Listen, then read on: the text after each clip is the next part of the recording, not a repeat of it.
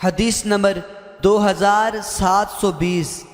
حضرت عائشہ رضی اللہ تعالی عنہا سے مروی ہے، فرماتی ہیں میں نے رسول اکرم صلی اللہ علیہ وسلم کے احرام باندھنے کے لیے جو آپ نے احرام باندھا آپ کو خوشبو لگائی، اور جب طواف سے پہلے آپ نے احرام کھولا تو اس وقت بھی آپ کو خوشبو لگائی۔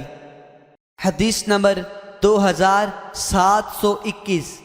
حضرت عائشہ رضی اللہ تعالی عنہا سے ہی مروی ہے، فرماتی ہیں میں نے اپنے ہاتھ سے احرام کی وجہ سے رسول اکرم صلی اللہ علیہ وسلم کو خوشبو لگائی جب آپ نے احرام باندھا اور جب آپ نے بیت اللہ شریف کے طواف سے پہلے احرام کھولا۔ حدیث نمبر 2722 حضرت عائشہ رضی اللہ تعالی عنہا سے مروی ہے،